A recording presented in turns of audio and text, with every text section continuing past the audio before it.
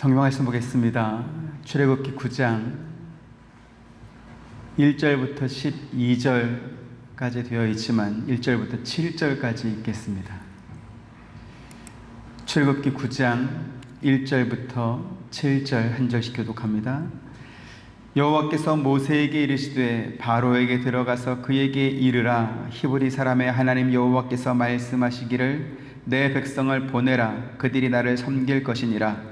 내가 만일 보내기를 거절하고 억지로 잡아들면 여호와의 손이 들에 있는 내 가축 곧 말과 나귀와 낙타와 소와 양에게 더하리니 심한 돌림병이 있을 것이며 여호와가 이스라엘 가축과 애굽의 가축을 구별하리니 이스라엘 자손에게 속한 것은 하나도 죽지 아니하리라 하셨다 하시고 여호와께서 기한을 정하여 이르시되 여호와가 내일 이 땅에서 이 일을 행하리라 하시더니 이튿날에 여호와께서 이 일을 행하시니 애굽의 모든 가축은 죽었으나 이스라엘 자손의 가축은 하나도 죽지 아니하리라. 같이 바로가 사람을 보내어 본즉 이스라엘의 가축은 하나도 죽지 아니하였더라. 그러나 바로의 마음이 완강하여 백성을 보내지 아니하니라. 아멘. 오늘 우리가 살펴보려고 하는 내용은 5번째 재앙인 가축이 죽는 재앙과 6번째 재앙인 악성 종기가 짐승과 사람의 몸에 발병하게 되는 재앙에 관한 내용입니다. 하나님께서 이스라엘 백성들을 출애굽시킬 때 바로의 마음을 완강한 마음 가운데 내버려 두어서 10가지 재앙 모두를 거치게 한 뒤에 그의 백성을 인도해 내셨습니다. 하나님께서 그렇게 하신 가장 중요한 이유는 성경의 말씀과 같이 이로 말미암아 이 땅에서 내가 여호와인 줄을 네가 알게 하려 하노라 라고 하신 것입니다. 하나님께서는 애굽 사람들이 신으로 만들어서 섬기는 것들이 실제로 신이 아니며 또 신이 될 수도 없다라는 것을 10가지 재앙을 통해서 확인시켜 주신 것입니다. 그리고 그 10가지 재앙은 오늘날 사람들에게도 똑같은 교훈을 주고 있습니다. 우리 삶에 마치 신처럼 영향을 끼치는 수많은 것들이 있음을 지적하고 있기 때문에 그렇습니다. 애굽 사람들이 나일강을 섬기고 개구리나 파리를 의지하거나 또 사막의 모래를 두려워했던 이유가 무엇이었습니까? 그것들이 그들의 삶에 실제적이고 또 상당한 영향을 끼쳤기 때문에 그렇습니다. 농경과 목축에 의존할 수밖에 없었던 당시 산업 구조에서 나일강은 그들의 생명줄과 같았을 것입니다. 같은 이유로 가업을 발전시키고 계승하기 위해서는 가장 신뢰할 만한 노동력을 취할 수 있는 가장 유력하고 확실한 방법인 출산을 많이 하는 것이 중요했을 것입니다. 그렇다 보니까 그런 것들과 연관된다라고 생각했던 것들을 형상으로 만들어서 섬겼던 것이지. 그러면 오늘날에는 그와 같은 요소가 없습니까? 지금도 똑같이 있습니다. 어느 하나로 특정할 수 없고 서로 거미줄처럼 이렇게 엮여가지고 거대한 구조를 만들고 있기 때문에 어쩌면 오늘날은 당시 바로가 통치하던 애굽 나라보다 훨씬 더 많은 우상들이 우리 주변에 있다라는 것이죠. 누구나 세상을 살면서 걱정 없이 여유 있는 삶을 살기를 원합니다. 그러기 위해서는 좋은 주거 환경이 마련되어야 될 것이고 노후에도 걱정 없이 살 만큼의 여유 있는 돈이 필요하다 이렇게 사람들은 말합니다. 그런데 그 살 만큼의 돈의 적정 액수가 얼마인지는 아무도 모르는 것이지요.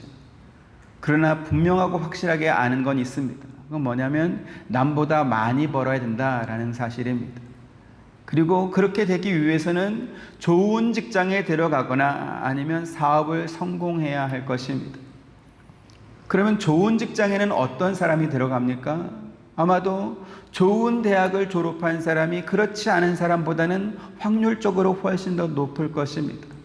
그래서 좋은 대학교에 들어가기 위해서 아주 어릴 때부터 학교에 갔지 않는 토요일과 주일날에도 학원에 보내가지고 하루 종일 학원에서 공부를 시키는 것입니다.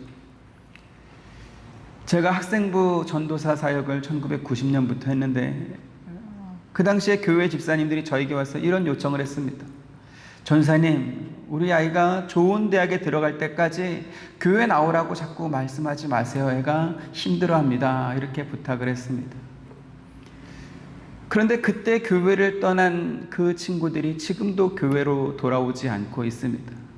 그 친구들만 교회로 돌아오지 않는 것이 아니라 그 친구들이 낳은 자녀들도 교회에 나오지 않고 있습니다.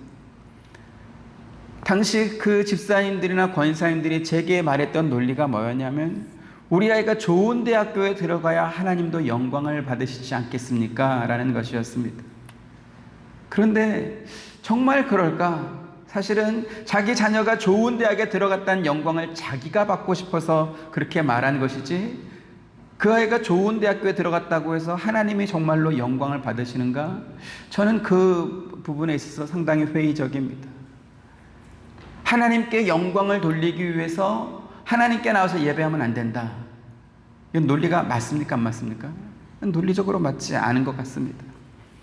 이처럼 삶의 우선순위를 바꾸어 버리면 뭐가 잘못된지도 모르고 그 잘못된 상태로 계속 쫓아가게 되어 있는 것이지요.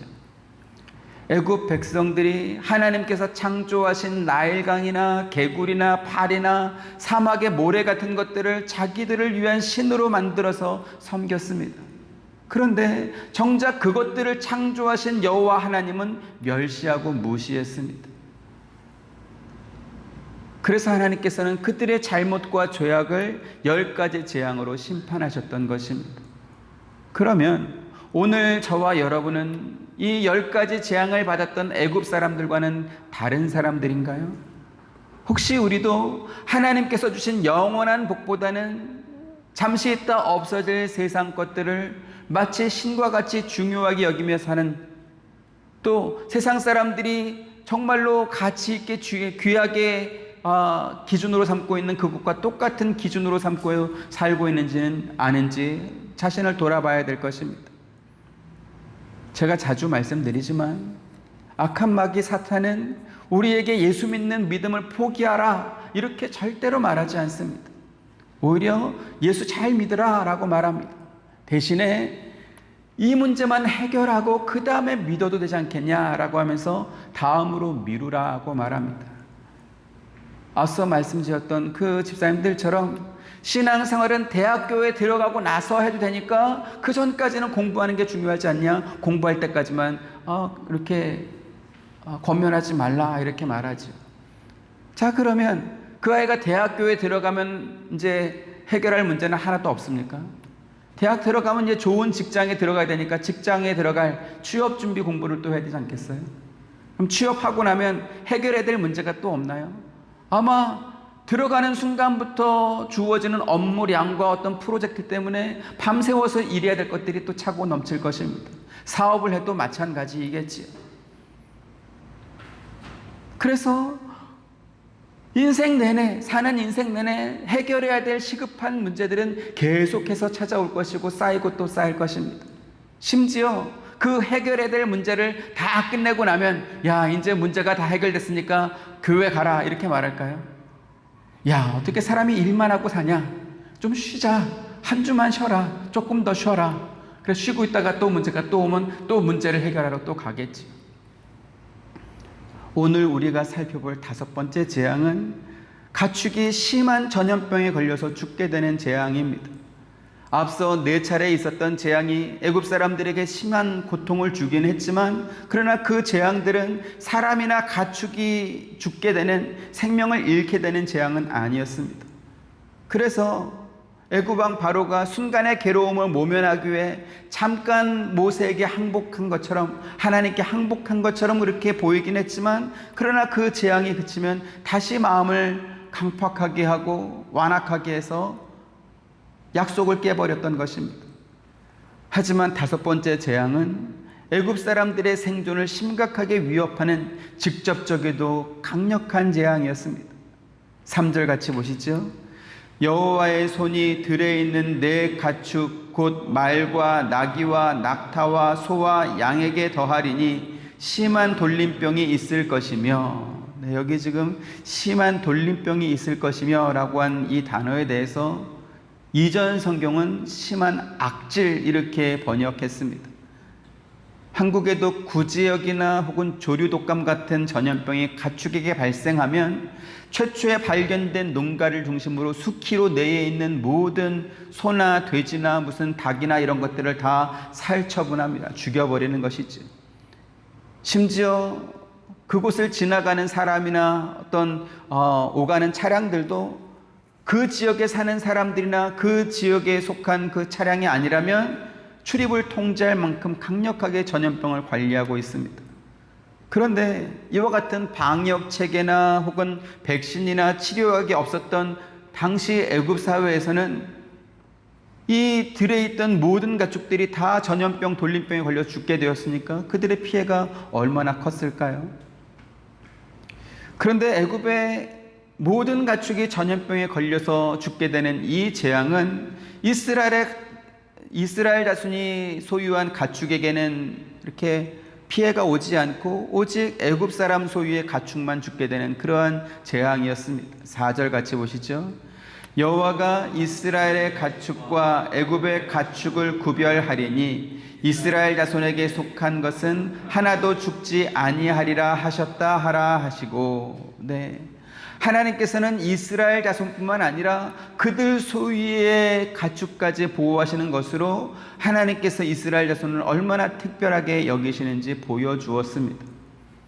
또한 애굽 사람들의 가축이 전염병에 걸려서 죽게 되는 이 재앙은 그들이 신으로 만들어 섬기는 그러한 것들이 사실 신이 아니며 또 그들의 재산이나 소유가 그들의 생활과 삶을 지켜줄 수 없음을 보여주는 것입니다.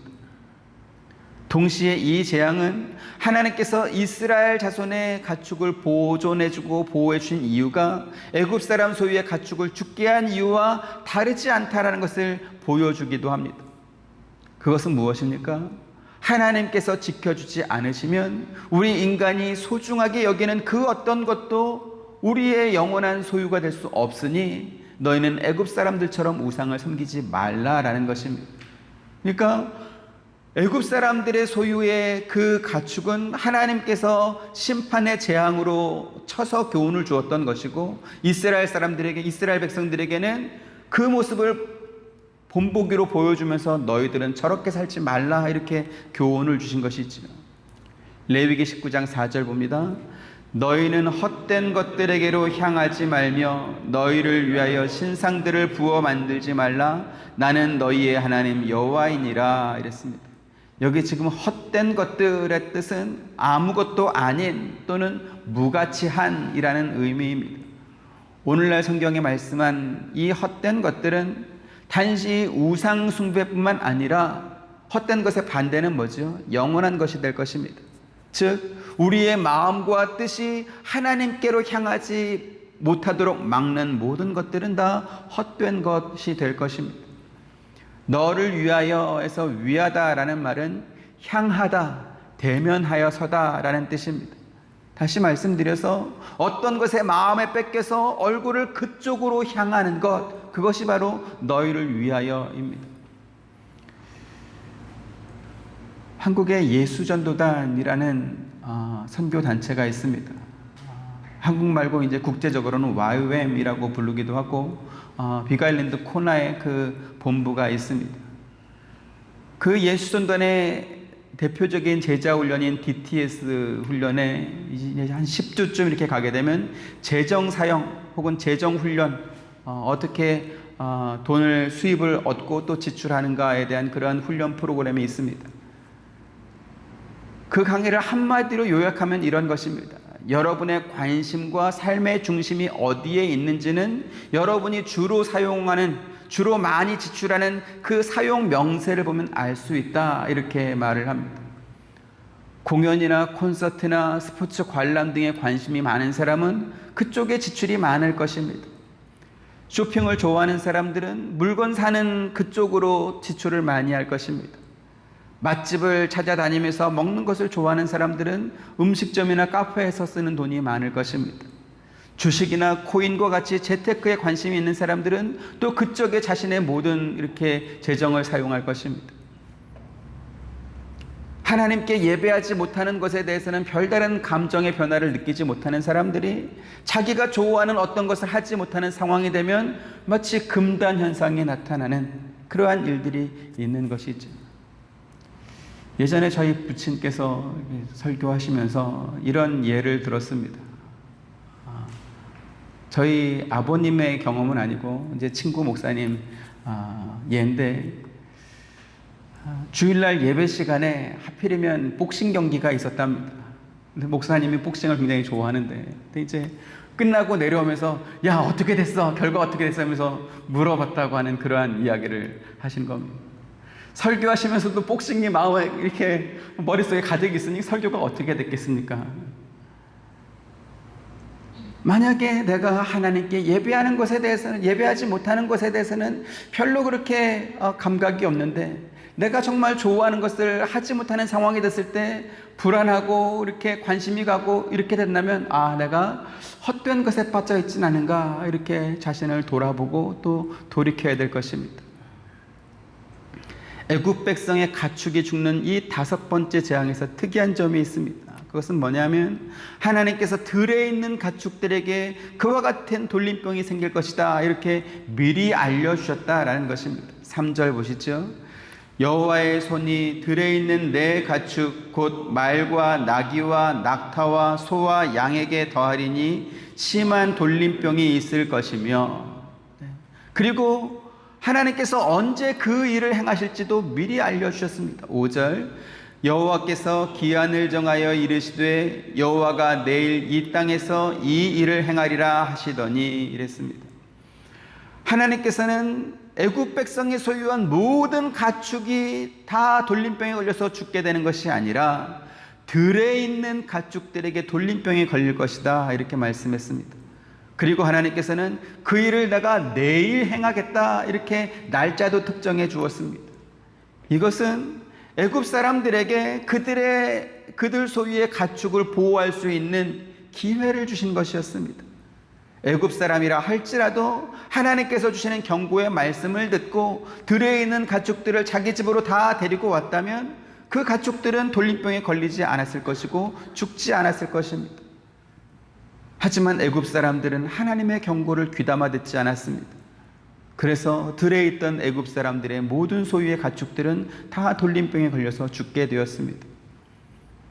하나님께서 애굽에 내렸던 이 5번째 재앙은 오늘날에도 똑같이 적용됩니다. 우리는 예수님의 재림과 심판이 반드시 있을 것을 믿고 신앙생활을 하는 사람들입니다. 하지만 우리가 사는 동안 예수님의 재림이 임하지 않는다 할지라도 성경은 모든 사람이 죽게 될 것이고 그 후에는 심판이 있을 것이다, 이렇게 분명히 가르쳐주고 있습니다. 히브리서 9장 27절 같이 보시죠. 시작. 한 번 죽는 것은 사람에게 정해진 것이요 그 후에는 심판이 있으리니. 그런데 이 심판은 어떤 사람에게는 영생을 주지만 어떤 사람에게는 사망을 줍니다. 요한복음 5장 24절 시작. 내가 진실로 진실로 너희에게 이르노니 내 말을 듣고 또 나 보내신 이를 믿는 자는 영생을 얻었고 심판에 이르지 아니하나니 사망에서 생명으로 옮겼느니라. 아멘. 예수님의 말씀을 듣고 예수님을 보내신 하나님을 믿는 사람은 마지막 날에, 심판의 날에 사망에 이르지 않게 됩니다. 하지만 이 말씀을 분명히 주셨음에도 불구하고 믿지 않은 사람들은 영원한 사망에 이르게 되는 심판을 받게 될 것입니다. 미국의 복싱 영웅인 마이크 타이슨이 인터뷰 도중에 한 유명한 명언이 있습니다. 이게 뭐냐면 누구나 그럴싸한 계획을 다 가지고 있다. 나에게 처맞기 전까지는, 경기하기 전까지는 자기가 이길 수 있는 어떤 계획을 가지고 있지만 시작해서 자기한테 맞고 나면 얼마 못 버티고 다운되고 진다, 이런 말입니다.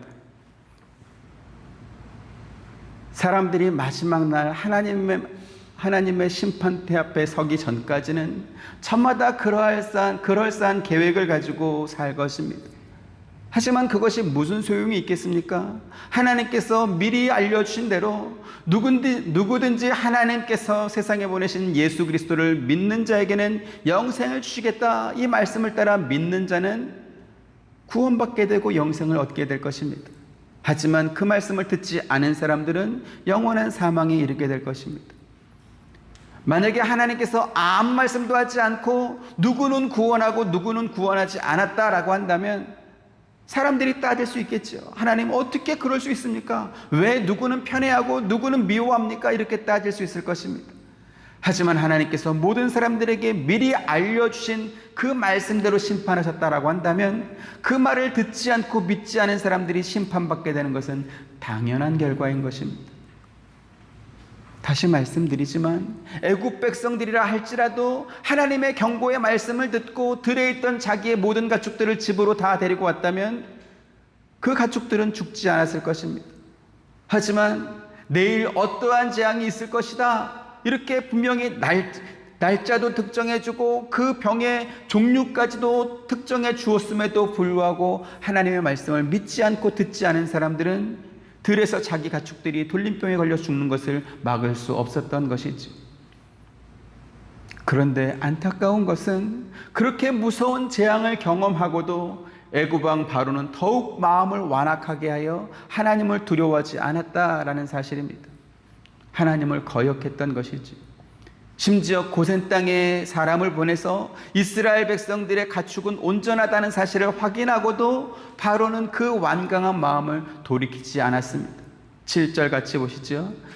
바로가 사람을 보내어 본즉 이스라엘의 가축은 하나도 죽지 아니하였더라. 그러나 바로의 마음이 완강하여 백성을 보내지 아니하니라. 아멘. 여러분, 무서운 재앙을 경험하면 하나님을 두려워하게 됩니까? 그렇지 않습니다. 놀라운 기적을 목격하면 하나님을 믿을 수 있게 될까요? 그것도 아닙니다. 바로 왕처럼 너무나 분명한 하나님의 역사를 경험하고도 사람은 변하지 않습니다. 왜요? 하나님께서 그들의 정욕대로 살도록 내버려 두시기 때문에 그렇습니다. 로마서 1장 28절 같이 봅니다. 시작.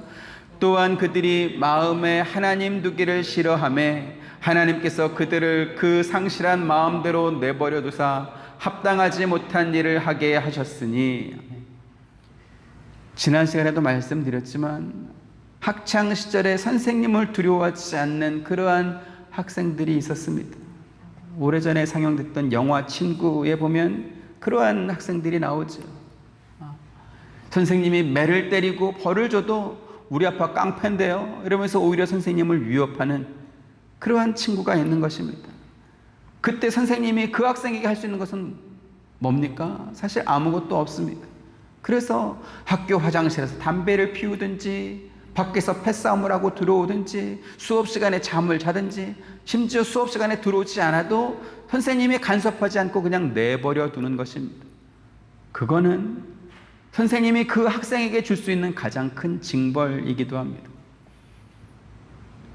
하나님께서 바로가 그의 마음을 더욱 완강하게 하여 하나님을 대적하고 멸시하는데도 내버려 두시는 것은 그에게 주는 가장 큰 형벌이었던 것입니다. 그래서 하나님께서 우리에게 회개할 수 있는 마음을 주시고 그러한 시간과 그러한 기회를 주신 것이 우리에게 큰 은혜이다라는 것을 여러분 믿으시길 바랍니다. 고린도후서 7장 10절 같이 보시죠. 시작. 하나님의 뜻대로 하는 근심은 후회할 것이 없는 구원에 이르게 하는 회개를 이루는 것이요 세상 근심은 사망을 이루는 것이니라. 아멘. 잘못한 것을 후회하고 염려한다고 해서 회개에 이르는 것이 아닙니다. 하나님께서 구원에 이르는 회개를 할 수 있도록 은혜를 주셔야만 비로소 우리가 회개할 수 있는 것입니다. 이 차이를 우리가 분명히 알아야 됩니다. 누구나 잘못하고 실수했을 때 후회할 수 있고 근심할 수 있고 뉘우칠 수 있습니다. 그러나 그것은 회개가 아닙니다. 하나님께서 회개의 은혜를 허락하여 주셔서 그래서 하나님 앞에 자신의 잘못과 죄를 고백하고 또 용서의 은혜를 받아야 비로소 회개가 이루어지는 것입니다.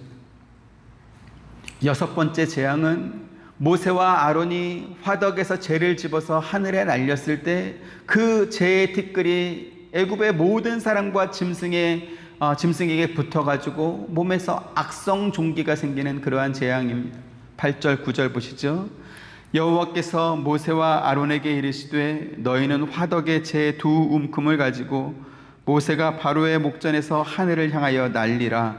그 제가 애굽 온 땅에 티끌이 되어 애굽 온 땅의 사람과 짐승에게 붙어서 악성 종기가 생기리라. 네, 악성 종기 재앙이 그 앞에 있었던 들에 나가 있던 모든 애굽의 가축들에게 돌림병이 생겨서 죽는 재앙과 다른 점은 뭐냐면 모세가 바로에게 어떤 사전 경고나 예고 없이 갑자기 내려졌다라는 것입니다.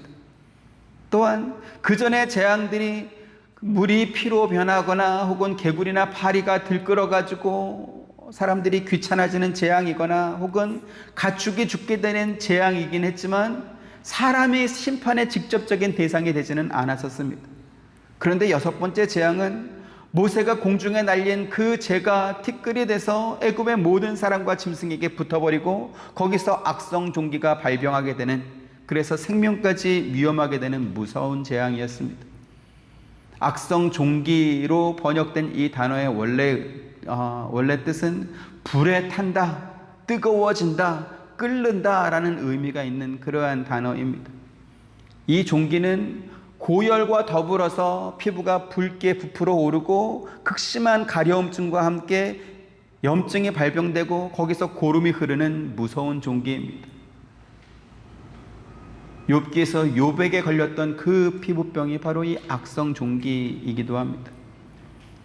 하나님께서는 모세를 통해서 주신 이 말씀에서 이스라엘 백성들이 하나님 말씀에 순종하지 않으면 그들에게 임하게 될 저주를 경고하게 되면서 이 애굽 사람들에게 내렸던 악성 종기의 심판을 말씀하기도 했습니다. 신명기 28장 27절 시작. 여호와께서 애굽의 종기와 치질과 괴혈병과 피부병으로 너를 치시리니 네가 치유받지 못할 것이며 이랬습니다. 지금 신명기 말씀은 출애굽해서 가나안 땅 입성을 앞둔 이스라엘 백성들에게 모세가 주는 고별 설교입니다. 그리고 그 신명기 말씀은 이스라엘 백성들이 직접 경험했거나 혹은 부모 세대가 경험한 그 생생한 증언을 제일 처음 직접 들은 자녀에게 주는 그러한 말씀이기도 합니다. 하나님께서 모세를 통해서 애굽의 종기를 말했을 때 그 말을 들었던 이스라엘 백성들은 그 종기가 얼마나 무섭고 고통스러운 피부병이었는지를 누구보다 잘 알았던 그러한 사람들이었습니다. 이처럼 악성 종기 재앙은 사람들에게 극심한 고통을 줄 뿐만 아니라 그들의 생명을 위협할 수도 있는 무서운 재앙이었습니다. 신명기 28장에는 하나님 말씀에 순종하는 자에게 하나님께서 주시는 복과 말씀을 듣지 않고 거역하는 자가 받게 될 저주가 이렇게 가득 들어 있습니다. 하나님 말씀에 순종하지 않고 거역하는 사람들이 받게 되는 저주가 얼마나 많은지 정말 무서울 정도입니다. 그리고 우리가 살펴보고 있는 것처럼 하나님께서 애굽에 내렸던 그 10가지 재앙이 점진적이고 또 그 대상과 규모가 커지고 있다라는 것을 우리가 확인하고 있는 것처럼 신명기 28장에 이렇게 나와 있는 그 모든 저주들도 하나님의 경고가 단지 말로만 그쳐지는 것이 아니라 실제로 하나님이 말씀하신 대로 그 재앙이 이루어지는가, 재앙이 이루어지고 그 저주가 임하게 된다는 것을 분명히 가르쳐주고 있습니다.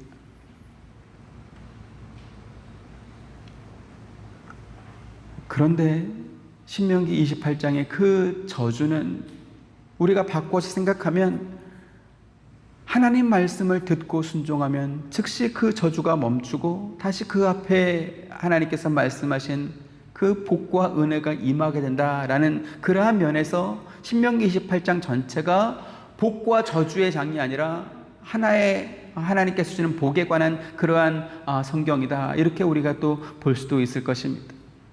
하나님을 잘 모르는 사람들 또는 하나님을 오해하는 사람들은 구약의 하나님은 사람을 심판하는 무서운 하나님으로 이렇게 규정합니다. 그래서 이제는 신약 시대이기 때문에 우리가 구약 성경은 읽을 필요가 없다. 구약의 하나님은 무서운 하나님이고 신약의 예수님은 우리를 사랑하시고 구원하시는 신이시니 이제 우리는 예수님을 믿으면 된다. 그래서 구약은 읽지 않아도 된다라고 말하는 그러한 사람들도 있습니다. 그런데요, 하나님은 마치 고속도로에서 과속을 한속하는 경찰들이 숨어가지고 그 카메라 들고 이렇게 비추고 있는 것처럼 사람들이 잘못하기만 기다리고 있는 그러한 하나님이 아닙니다. 우리가 오늘 살펴본 말씀처럼 하나님께서는 애굽 왕 바로에게조차도 모세를 통해서 미리 내일 돌림병이 있을 것이다. 들에 있는 그 가축들에게 돌림병이 있을 것이다. 이렇게 시간과 장소까지 다 가르쳐 주시고 그 약속한 시간, 그 약속한 장소에서 하나님께서 심판의 장을 내리고 있지 않습니까? 그래서 그 시간에 그 장소에 가축들이 없었다면 하나도 잃지 않았을 것입니다. 그러나 다 듣고 다 알고 있었어도 하나님을 무시하고 그 경고를 듣지 않았기 때문에 들에 풀어놓았던 가축들이 전부 다 죽게 되는 그 큰 피해를 당하게 된 것입니다. 6번째 재앙인 악성 종기 재앙이 아무 경고 없이 임해지긴 했지만 그러나 그 재앙이 임했던 이유도 역시 똑같습니다. 바로왕이 그 전까지 애굽에 임한 5가지 재앙을 경험한 후에 하나님께 회개하고 돌이켜서 하나님 말씀에 순종하고 자기가 하나님께 약속했던 그 약속을 지켰더라면 재앙은 거기서 끝났을 것입니다. 그러나 무서운 재앙을 경험하고도 하나님을 두려워하지 않고 오히려 그의 마음을 더욱 완강하게 하여 하나님을 대항했기 때문에 재앙이 계속 이어졌던 것입니다. 이사야 1장 1절부터 6절 보시죠. 유다 왕 우시야와 요담과 아하스와 히스기야 시대에 아모스의 아들 이사야가 유다와 예루살렘에 관하여 본 계시라. 하늘이여 들으라, 땅이여 귀를 기울이라. 여호와께서 말씀하시기를 내가 자식을 양육하였거늘 그들이 나를 거역하였도다. 소는 그 임자를 알고 나귀는 그 주인의 구유를 알건만은 이스라엘은 알지 못하고 나의 백성은 깨닫지 못하는도다 하셨도다. 슬프다 범죄한 나라여, 허물진 백성이여, 행악의 종자여, 행위가 부패한 자식이로다. 그들이 여호와를 버리며 이스라엘의 거룩하신 이를 만울히 여겨 멀리하고 물러갔도다. 너희가 어찌하여 매를 더 맞으려고 패역을 거듭하느냐. 온 머리는 병들었고 온 마음은 피곤하였으며 발바닥에서 머리까지 상한 곳이 없이 상한 것과 터진 것과 새로 맞은 흔적뿐이거늘 그것을 짜며 싸매며 기름으로 그렇게 함을 받지 못하였도다. 아멘. 이사야 선지자는 우시야 왕이 유다를 다스릴 때부터 히스기야 왕이 다스릴 때까지 약 60여 년간 유다에서 활동했던 선지자입니다. 그 기간은 유다 나라의 평화와 전쟁이 교차하는 격변기의 시기였습니다. 유다 나라의 평화와 번영이 있을 때 종교적인 타락과 또 외식과 도덕적인 부패가 있었고 그 결과 외세의 침략을 받아서 고통당하는 그 일이 계속 반복됐던 것입니다. 아하스라는 왕이 통치하던 시기에는 아람 왕 르신과 북이스라엘 왕 베가라는 사람이 연합군을 결성해서 유다를 침공했습니다. 히스기야 때는 18만 5천 명이나 되는 대규모 군사를 이끌고 예루살렘을 쳐들어온 아수르 왕 사네립으로 인해서 유다 온 나라가 공포에 떨어야 했습니다. 그런데 유다 나라가 이렇게 적국의 공격으로부터 고통을 받게 된 이유가 있었습니다. 그것은 유다 백성의 반복된 죄악에 대한 여호와 하나님의 심판 때문에 그렇게 된 것이었습니다. 그래서 하나님께서 이사야 선지자를 통해서 하신 말씀이 무엇이었습니까? 너희가 어찌하여 매를 더 맞으려고 패역을 거듭하느냐. 발바닥에서부터 머리까지 성한 곳이 없고 상한 것과 터진 것과 새로 만진 흔적뿐이밖에 없는데 아직까지도 정신을 못 차리고 계속 매맞을 짓을 반복하고 있으니 내가 너희를 어떻게 하면 좋겠냐라는 그러한 하소연을 하고 있는 것입니다. 하나님께서 애굽에 10가지 재앙을 내리셨던 이유나 유다 나라가 계속해서 전쟁의 위협에 빠지고 그 고통을 당하다가 끝내 멸망하게 된 이유가 다르지 않다라는 것입니다. 똑같다라는 것입니다. 뭐죠? 하나님의 반복된 경고를 듣지 않고 순종하지 않다가 결국 망하게 되는 것입니다. 결국은 재앙을 받게 되는 것입니다. 하나님께서 애굽 백성에게 내린 악성 종기보다 더 심각한 문제는 뭐냐면 반복해서 하나님을 거역하고 대적하는 바로 왕의 완악함입니다. 그런데 그 바로의 완악한 마음은 오직 바로 왕에게만 있는 것이 아니라 지금 이사야 시대에 이스라엘 백성들, 유다 백성들에게도 있었고 오늘 우리에게도 흔하게 발견되는 모습이기도 합니다. 우리도 하나님께서 우리의 마음을 부드럽게 바꿔주지 않으시면 이사야서의 말씀과 같이 하나님의 말씀을 아무리 많이 듣고 매를 아무리 맞고 깨져도 깨닫지 못하게 되는 상황이 되는 것입니다. 에스겔 36장 25절부터 27절 맑은 물을 너희에게 뿌려서 너희로 정결하게 하되 곧 너희 모든 더러운 것에서와 모든 우상 숭배에서 너희를 정결하게 할 것이며 또 새 영을 너희에게 속에 두고 새 마음을 너희에게 주되 너희 육신에서 굳은 마음을 제거하고 부드러운 마음을 줄 것이며 같이 또 내 영을 너희 속에 두어 너희로 내 율례를 행하게 하리니 너희가 내 규례를 지켜 행할지라. 아멘. 우리가 받은 구원이나 혹은 구원받은 성도가 그리스도의 장성한 분량까지 그 믿음이 자라는 성화에 있어서 신인 협력서를 주장하는 사람들이 있습니다.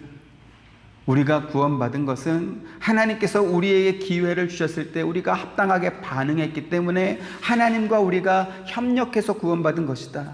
또 인간의 선행으로 하나님을 충분히 기쁘게 할 수 있다, 이렇게 주장하는 것이죠. 그러나 에스겔서의 말씀은 그렇지 않습니다. 인간은 자기에게 있는 선함을 사용해서 의를 이루고 선을 행할 수 있는 존재가 아니라는 것입니다. 인간은 처음부터 타락했고 거짓의 아비인 마귀에게 속아서 멸망받을 일만 했습니다. 하지만 하나님께서 그러한 사람들에게, 그러한 우리들에게 맑은 물을 뿌려서 정결하게 해주시고 굳은 마음을 제거하여 부드러운 마음을 주셨기 때문에 우리가 하나님 말씀을 듣고 순종할 수 있게 된 것입니다. 거기에 더해서 하나님의 영을 우리에게 주셔서 우리가 하나님 말씀에 순종할 수 있도록 해주셨기 때문에 비로소 우리가 하나님의 뜻을 따라 살 수 있게 된 것입니다. 오늘 본문 12절 같이 봅니다. 시작. 그러나 여호와께서 바로의 마음을 완악하게 하셨으므로 그들의 말을 듣지 아니하였으니 여호와께서 모세에게 말씀하심과 같더라, 이랬습니다. 여기 지금 그러나 여호와께서 바로의 마음을 완악하게 하셨으므로 라고 한 이 말씀은 원래 바로의 마음은 완악하지 않았는데 하나님께서 그의 마음을 완악하게 만들었다, 이러한 뜻이 아닙니다. 바로가 하나님에 대해서 마음을 완악하게 한 그 상태 그대로 내버려 두셨다라는 뜻입니다. 그리고 이것이 바로 하나님의 사랑을 받는 자녀와 그렇지 않은 사람의 차이이기도 합니다. 하나님께서 이사야 선지자를 통해서 유다와 예루살렘 사람들이 발바닥부터 머리끝까지 성한 곳이 없을 만큼 매를 맞으면서도 너희는 왜 아직도 깨닫지 못하느냐, 이렇게 하소연하고 지적하는 것을 우리가 살펴보았죠. 하나님께서 당신이 창조하신 하늘과 땅을 향해서 했던 말이 뭡니까? 내가 자식을 양육하였거늘 그들이 나를 거역하였도다. 소는 그 임자를 알고 나귀도 그 주인의 구유를 알건만은 이스라엘은 깨닫지 못하는구나, 이러면서 마치 자식을 양육하는 아버지의 심정, 부모의 심정으로 이스라엘의 죄악을 안타까워하고 있는 것을 우리가 봅니다. 하지만 애굽왕 바로가 10가지 재앙을 당하면서도 그가 그의 마음을 더욱 완악하게 하고 있는 그것에 대해서는 하나님께서 전혀 안타까워하지 않습니다. 왜요? 바로는 하나님의 자녀가 아니기 때문에 그렇습니다. 그래서 성경은 여호와께서 바로의 마음을 완악하게 하셨으므로 이렇게 말씀하신 것이죠. 그러면 똑같은 이 성경의 원리가 오늘 우리에게도 그대로 적용될 것입니다. 여러분들은 하나님께서 여러분에게 어떻게 해주셨으면 좋겠습니까? 발바닥부터 머리끝까지 성한 곳이 하나도 없이 매를 맞더라도 하나님께서 간섭해 주는 게 좋겠습니까? 아니면 바로 왕처럼 마음을 완악하게 하더라도 그냥 내버려 두면 좋겠습니까? 전자입니까? 후자입니까? 대답을 잘 하셔야 될 겁니다. 어떻게 해도 지금 곤란한 상황이기 때문에. 전자입니까? 후자입니까? 확실하십니까? 하나님께서 애굽에 내리신 악성 종기 재앙이 무서운 질병이긴 합니다. 하지만 악성 종기보다 더 무서운 재앙은 뭐냐면 하나님께서 간섭하지 않는 것입니다. 지난 시간에 말씀드렸던 것처럼 하나님께서 사람들에게 당신의 뜻을 전하실 때 세상의 왕이나 돈 많은 재벌과 같이 세상 사람들의 기준으로 능력 있는 사람, 권세 있는 사람들을 통해서 전하지 않습니다. 오늘 우리가 살펴보고 있는 모세와 아론처럼 히브리 노예 가운데 한 사람을 당시 제국의 황제인 애굽 왕에게 보내서 하나님의 뜻을 전하게 하는 것입니다. 식민지 백성 출신인 이 바울을, 그 바울 자체도 식민지, 물론 그가 로마 시민권을 갖고 있긴 했지만 어쨌든 식민지 백성 출신 아니겠습니까? 근데 그 바울을 죄수의 신분으로 만들어 가지고 유다의 왕 아그리빠와 유다 총독 베니게와 또 로마의 황제에게 가서 복음을 전하게 하시는 것입니다. 예수님의 다른 제자들도 같은 동족이었던 유대인들로부터 인정받지 못하는 그러한 사람들이었습니다. 이처럼 세상 기준으로 지극히 작은 자처럼 보이는 그러한 사람들을 통해서 하나님 말씀을 전하게 하시기 때문에 왕으로 나라를 통치하고 있는 바로가 그 말을 듣겠습니까? 아니면 제자들보다 공부 많이 하고 똑똑한 사람들이 제자들의 말을 듣겠습니까? 들을 이유가 별로 없는 것이죠. 문제는 바로 왕처럼 공인된 신분의 왕뿐만 아니라 왕이 아님에도 불구하고 스스로 왕인 것처럼 교만한 사람들도 하나님의 말씀을 들으려고 하지 않는다라는 사실입니다. 그래서 오늘 저와 여러분들이 이렇게 예배 시간에 나와서 하나님 말씀을 들을 수 있다라는 것이 우리에게 큰 복이신 줄 믿으시길 바랍니다. 그리고 이 말씀을 들을 때 우리의 마음이 부드러워져서 이 말씀이 나의 잘못과 나의 죄를 지적하구나 할 때는 우리가 회개하게 되고, 또 우리에게 결단과 순종을 촉구할 때는 그 말씀을 듣고 도전을 받아서 또 순종하게 되고, 또 하나님 말씀에 이렇게 반응하게 되는 이러한 마음을 하나님께서 주신 것이 우리에게 복과 은혜인 줄 믿으시길 바랍니다. 그래서 저와 여러분, 우리 한빛 장로교회가 하나님의 간섭이 늘 우리 가운데 있고 그 말씀을 들을 때 우리가 합당한 반응을 하며, 그래서 회개가 되었던 순종이 되었던 하나님 앞에 나올 수 있게 된 그러한 믿음을 하나님께서 주셨다. 우리의 마음이 완악하지 않고 돌처럼 단단하지 않고 부드럽게 되었다라는 사실을 기뻐하고 감사하며 더욱더 하나님께 나아가는 그러한 믿음을 갖게 되기를 주님의 이름으로 축원드립니다. 은혜로우신 아버지 하나님, 감사합니다. 하나님께서 들에 있는 애굽의 가축들에게 재앙이 있을 것을, 그 일을 내일 행하실 것을 말씀해 주셨어도 교만한 애굽 백성들은 그 말을 듣지 않았다가 재앙을 맛보게 되었습니다. 그렇게 많은 재앙을 경험하고도 하나님께 반복해서 거역하고 또 대항하다가 악성 종기가 온 몸에 퍼지는 그러한 6번째 재앙을 또 받게 됩니다.